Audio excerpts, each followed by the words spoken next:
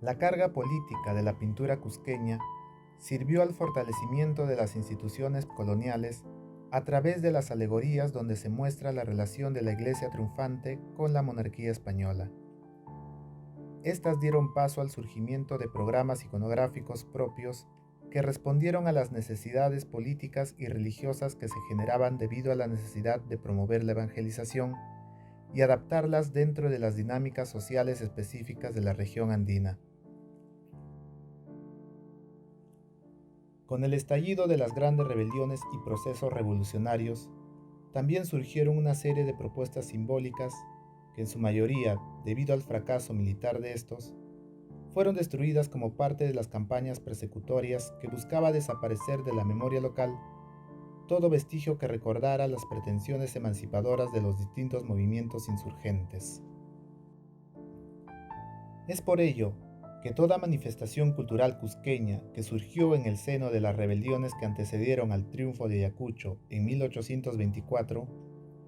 está marcada por la destrucción que tuvo que padecer a causa del fracaso del proyecto político que las originó. En cambio, lo que quedará en este periodo es el arte del triunfo monárquico, la imagen de la supremacía del imperio español, quien respaldada por la Iglesia y la divina providencia, busca reafirmar el compromiso de sus súbditos en la protección de las instituciones del sistema político virreinal.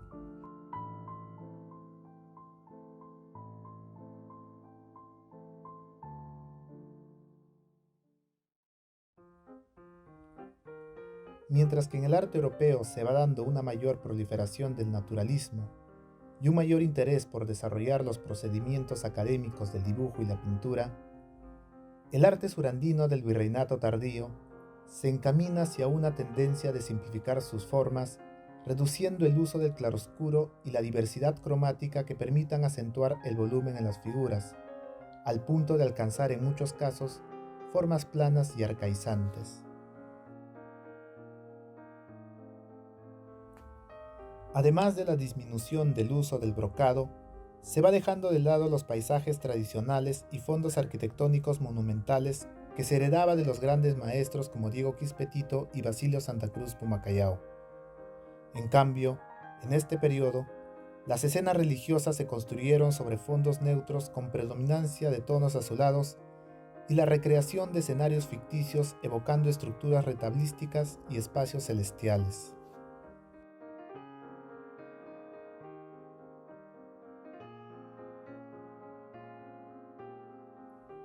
La tradición del retrato, que tuvo un profundo desarrollo desde el siglo XVII, va a dejar de lado las pretensiones naturalistas y el verismo en los rasgos del personaje. A diferencia de otros centros artísticos virreinales, donde el retrato individual y de ostentación van a ir ganando terreno como género pictórico independiente, en el caso cusqueño, el retrato no se individualiza ni se desprende de la pintura religiosa. Al contrario, enfatiza su espíritu providencialista, cediendo protagonismo a la imagen devocional y reduciendo sus proporciones hasta llegar a ser inapreciable a primera vista.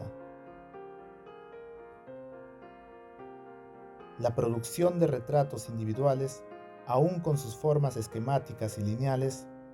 va a ser un género exclusivo para las imágenes institucionales.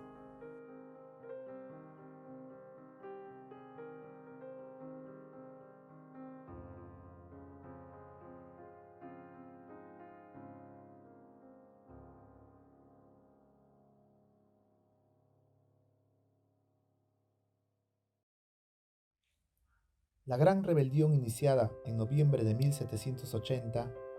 constituye la culminación de una serie de revueltas y rebeliones que estallaron a lo largo del siglo XVIII. Esto generó un momento de ruptura del ordenamiento colonial que ocasionó una profunda transformación social y económica en la región, contribuyendo al declive del Cusco como centro artístico regional. Aunque no se tiene claridad sobre la participación activa de pintores o artistas en la rebelión, resulta evidente que para los líderes rebeldes existía un entendimiento del protagonismo de la pintura como medio de propaganda, ya que vivían en un espacio cultural habituada al uso de la imagen para la instrucción en la fe la catequización y la configuración de las jerarquías en la administración política. José Gabriel Túpac Amaru, quien se definía como heredero legítimo del linaje de los incas, interiorizó la idea de que su imagen debía ser presentada como un alto mandatario militar y político. Es por ello que mandó a realizar al pintor mulato Antonio Oblitas un retrato ecuestre que circuló en toda la región con el objetivo de presentarlo como autoridad ante los habitantes indígenas de los pueblos que se sumaban a la rebelión. Esta acuarela, hasta hace poco inédita, recrea la imagen de Túpac Amaru a la manera que nos evoca las descripciones y testimonios del retrato presentado durante el juicio que se le impuso. En este va vestido a la manera española y adornado con las insignias reales de los incas.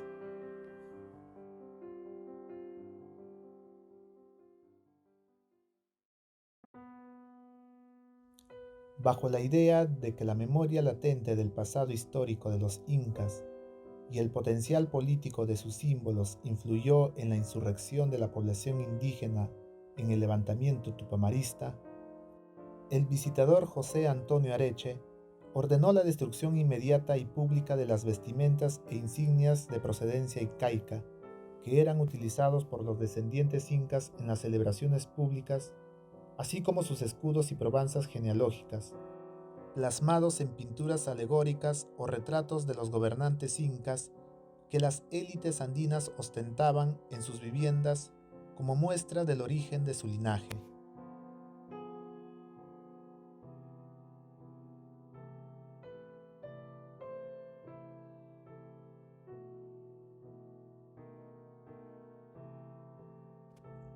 La proscripción de las manifestaciones visuales y simbólicas de los incas coloniales no se limitó a los bienes personales de los rebeldes. Esta se extendió a distintas esferas sociales de la nobleza indígena. Don Felipe Betancur, quien a pesar de haber sido un claro opositor a la rebelión y contrincante directo en el juicio que tuvo junto a José Gabriel Túpac Amaru para ser reconocido como descendiente legítimo de los incas, también sufrió la persecución simbólica emprendida por el visitador Areche. El retrato de su antepasado, doña Manuela Túpac Amaru, cuya imagen sintetiza el ambiente cortesano de la pintura europea con una clara distinción de su pertenencia a la sociedad andina, tuvo que ser cubierta con la imagen del Cristo de los Temblores para evitar su posible destrucción, quedando completamente en el olvido hasta 1980.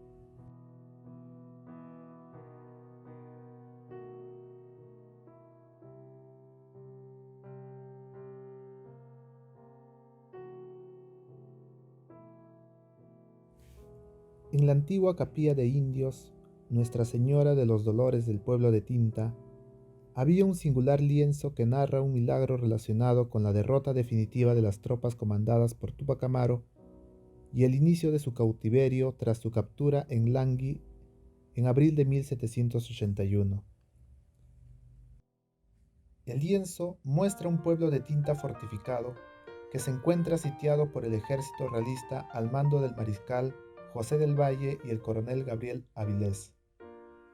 El centro de la composición, en la plaza principal del pueblo, está la escena milagrosa de la Virgen María llevando de la mano a un hombre con rasgos andinos identificado como Joseph Iyatinta. Según la leyenda que acompaña el lienzo, la Virgen María, ante la vista de miles de personas que se juntaron para presenciar el castigo de 75 aliados de Túpac Amaru, acudió al rescate del cuerpo del recién ejecutado Joseph Iyatinta, a quien volvió a la vida y ayudó a atravesar el pueblo sin ser visto rumbo a la capilla, logrando sobrevivir del castigo hacia los rebeldes y permitiéndole prolongar su existencia hasta 1792.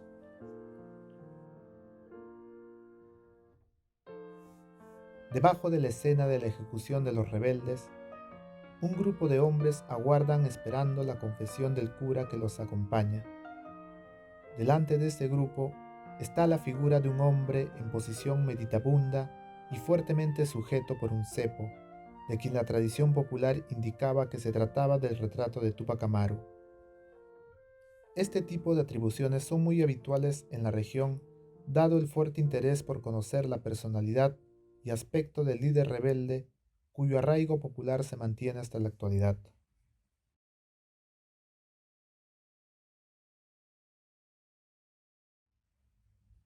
A través del arte, el cacique natural de Chinchero, Mateo Pumacahua, va a construir su imagen como figura antagónica que dio lucha y derrotó a las fuerzas rebeldes de Tupac Amaru. Considerado como descendiente de Huayna Cápac por línea materna, tradicionalmente su linaje está mucho más vinculado con los Ayamarca, una etnia que históricamente estuvo ubicada en Chinchero y que se anexó al imperio inca tras la guerra con los chancas. Natural del pueblo de Chinchero, Pumacahua heredó el título de cacique por su padre Francisco Pumacahua Inca Cusihuamán. Adquirió un importante poder económico dentro de la región, condición que lo llevó a la acumulación de propiedades en Urquíos y posteriormente en la ciudad del Cusco.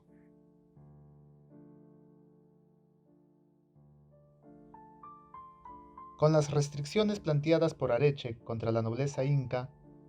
Pumacahua aprovechó sus logros militares durante la Gran Rebelión para poder alcanzar el reconocimiento de privilegios y títulos que le era limitado alcanzar por su procedencia étnica. De ahí que surgieron dos imágenes alusivas que Pumacahua mandó a realizar para las iglesias matrices de los pueblos de Chinchero y Urquíos. En estas representa la batalla y consiguiente victoria obtenida sobre las tropas de Túpac Amaru, colocando como centro de la composición el enfrentamiento del puma, imagen figurativa con el que se autorrepresentaba, contra el dragón o serpiente que simboliza a Túpac Amaru. La pintura que guarda una mayor complejidad iconográfica es la que se encuentra en el pueblo de Urquíos, en la capilla de Nuestra Señora de los Ángeles, cuyo significado responde a intereses religiosos y políticos que van más allá de una simple reivindicación personal e involucra el reconocimiento de la estructura administrativa colonial encabezada por Carlos IV. Este lienzo evidencia el sentido providencialista de la lucha de 1781, en donde la gran ofensiva contra las tropas de Túpac Amaru está coronada con la presencia milagrosa de la Virgen de los Ángeles, advocación franciscana que guarda relación con la historia del fundador de la orden. El eje central de la obra está configurado en torno a la Virgen de los Ángeles. Debajo de ella está el arcángel San Miguel asistiendo en la lucha entre dos fuerzas míticas que simbolizan la batalla entre Pumacahua y Túpac Amaru, narrada en la mitad inferior del lienzo.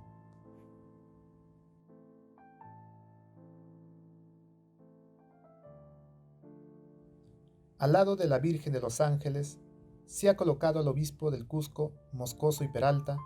y junto a San Miguel los retratos del Papa y el rey Carlos IV, reiterando el pacto entre los caciques y la monarquía española.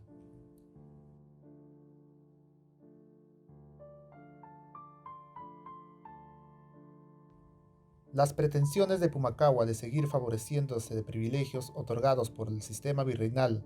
gracias a sus logros militares, lo continuará años después combatiendo bajo las órdenes de la corona española durante la primera campaña auxiliadora al Alto Perú, impulsada por el Ejército de las Provincias Unidas del Río de la Plata, unidad política que no hace más de un año se había conformado a través de una junta de gobierno rumbo a su independencia. Con el triunfo de los realistas en mayo de 1811 en la batalla de Huaqui, se realizará en el Cusco otra obra conmemorativa siguiendo la fórmula de representación de campamentos militares y paisajes urbanos, donde figura su nombre como uno de los jefes militares representados.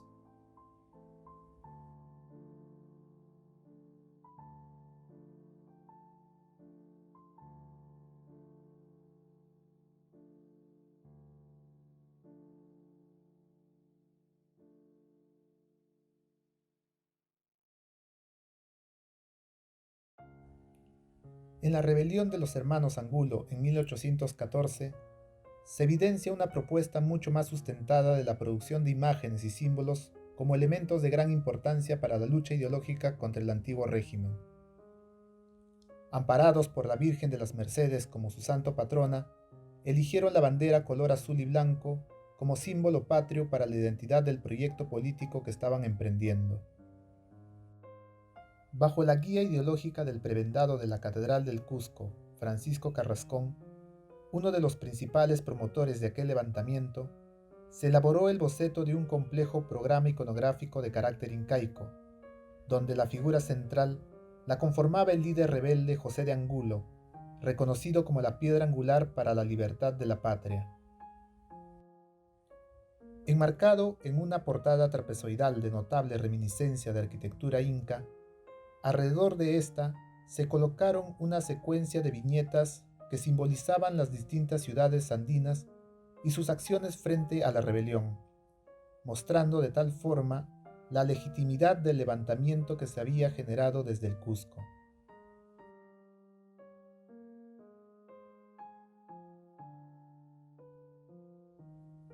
El alcance que pretendía tener este movimiento era el de poder recuperar la gloria del Cusco como punto de concentración política sobre la cual se debía reconstruir el esplendor de la sociedad andina. El símbolo de los dos soles, anexada con la letra A, refiere la idea de que la extensión del imperio peruano debía conformarse desde donde nace y se oculta el sol. El esquema del retrato de José de Angulo resuelve bajo la impronta de la tradición emblemática barroca la construcción de una nueva forma de autoridad política e imagen de poder. Dicha composición muestra un personaje de pie que lleva un tocado de forma trapezoidal invertido que se asemeja a las formas decimonónicas de la representación de las coronas incas.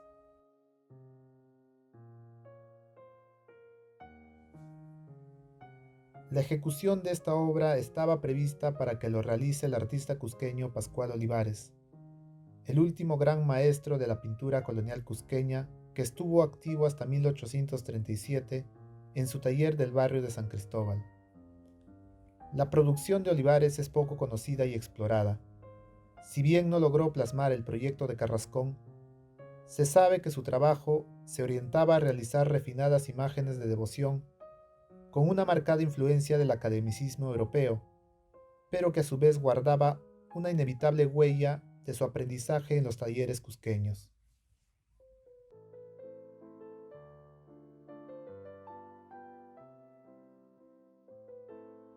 A pesar de la derrota del proceso revolucionario de 1814, la reivindicación del pasado imperial de la ciudad va a permitir que tenga una posición privilegiada en el nuevo escenario político sudamericano. Con el fin de la rebelión de los hermanos Angulo, los movimientos sociales en el sur entraron en un breve periodo de repliegue que se acentuó con la instalación de la nueva administración central del virreinato en la ciudad del Cusco hasta 1824.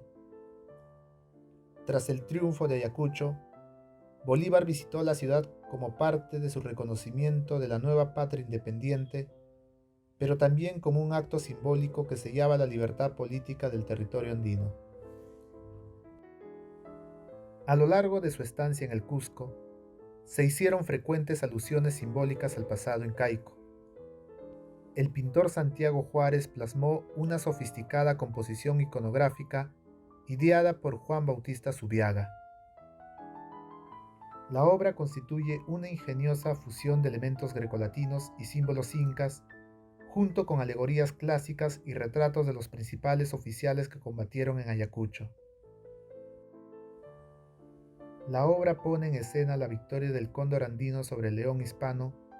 como alusión a una restauración simbólica del imperio incaico. Mientras que simultáneamente aparecerán nuevas composiciones alegóricas de carácter patriótico,